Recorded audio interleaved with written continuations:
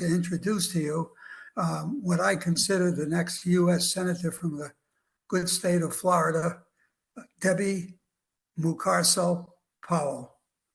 Debbie came to this country to the U.S. from South America at a very young age, and her mom and her sister fleeing violence and searching for a better life. While her mother worked double shifts as a home health care provider, Debbie worked as a donut shop to help her family make ends meet. And after working her way through high school and college, she worked as an associate dean of Florida International University's College of Health and Medicine.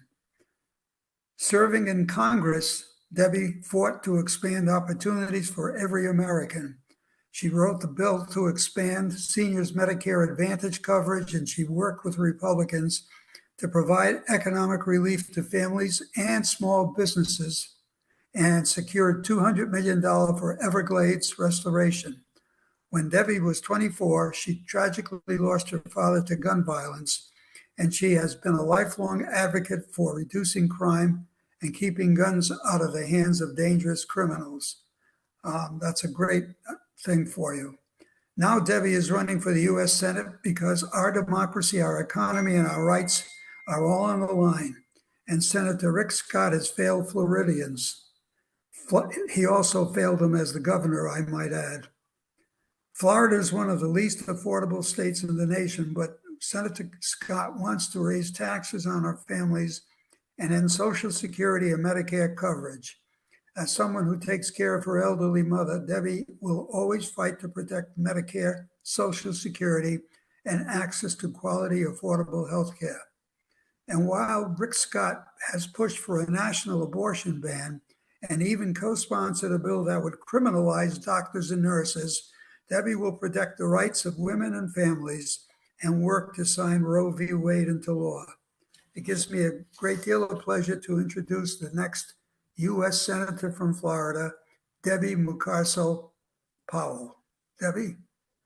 Thank you so much, Harry, for that great introduction. And good evening, Boynton Beach Democrats. So great to be with such an incredible group. I think I've met some of you, but for those of you that don't know me, my name is Debbie Mucarsel Powell. I am a mother. I'm a former Congresswoman. I am a Latina, and I am running to defeat Rick Scott to be your next U.S. Senator in November. And, I'm running because I have been traveling the state now for quite some time, and so many families across Florida, whether they're in Jacksonville, Orlando, Boynton Beach, Miami, or Key West, they're struggling. They're struggling because of the skyrocketing prices of homeowners insurance. They can't afford to pay their rent. They can't afford to buy medicine for their children. But when you are someone like Rick Scott, who committed the largest Medicare fraud in the history of the country, who can put in more than $60 million of his own money to buy the Senate seat that he now has, you have no idea what it's like to live on a fixed income like my mother does with her Social Security check, or have to pay for groceries for that single mom that has 2 jobs just to make ends meet. And just like I knew in 2018 that my community here in South Florida needed change, it's exactly the same feeling that I'm feeling right now as I travel the state. We need change. We are going to come out in November, and we are going to win. And it wasn't long ago when, with the help of people like you tonight, back in 2018, my community knew that they needed someone that was going to represent and work for them. And because of that, I became the first South American immigrant to ever be elected to serve in the U.S. House of Representatives. And my journey started over 35 years ago when my mother brought my sisters and I looking for opportunities that she knew she was never going to give us in our home country of Ecuador. And I saw her work 12-hour shifts, go to school at night and on the weekend just to learn the language. I started working at the age of 15 at a minimum wage job at a donut shop. And because of that, I feel like because of those opportunities, I'm here in front of you. And so many people would say that somebody like myself, with a mother who didn't speak the language, that came at the age of 14, would never be able to graduate from college, would never be able to become an associate dean here at FIU, or for that matter, be elected to serve in the US House. But I've always known that here in America, if you work hard enough, if you believe hard enough, and with the help of so many people, anything is possible. But when you have self-serving extreme politicians like Rick Scott, we see those opportunities going away so quickly for our children. And here in our state, we have been ground zero for attacks on our freedoms, on our civil rights, whether it's attacking freedom of speech, censoring books, attacking the most vulnerable populations in our state, seniors, parents, teachers, students, trans kids. It's been attack after attack. And this is the election that is going to determine whether we can keep our democracy or lose it.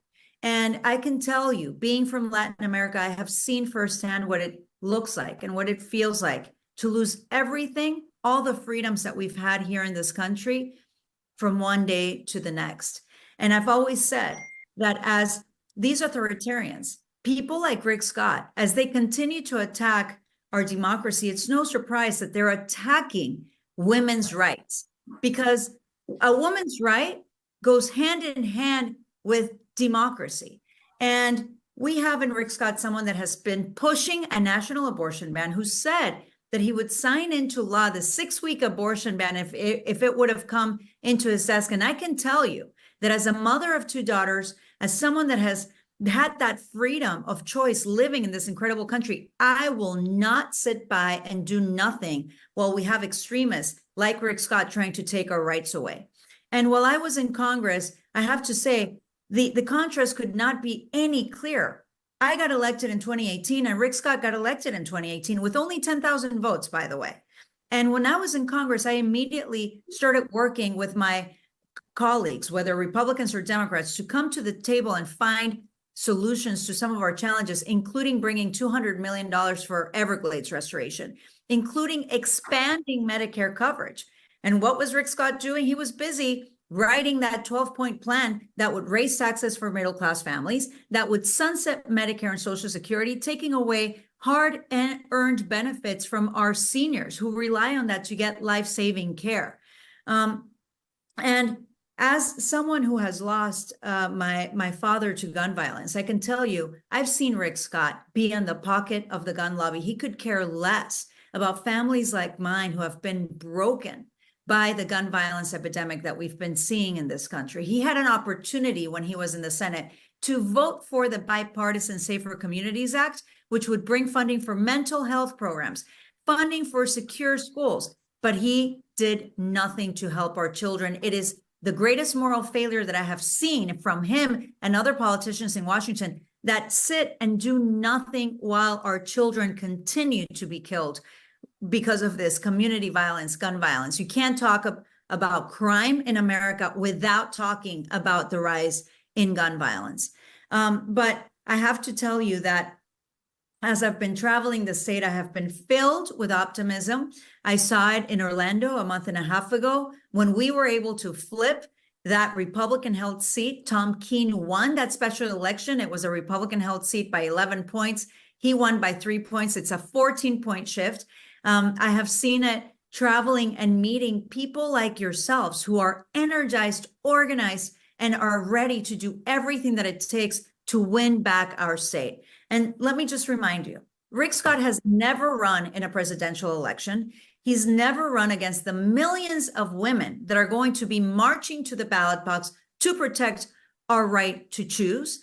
And he has never run against a Latina like myself, who knows exactly how to communicate in our communities and knows how to fight back. And so my commitment to you is that I am working night and day, doing everything in my power so that I can earn your support, your vote, and represent you in Washington, D.C. And I hope that I get your commitment today to be with me every step of the way, because we together, I know, can build a better Florida, a better future for our children and for the generations to come. Thank you so much. Can you take a few questions? Yes. Yes, Harry.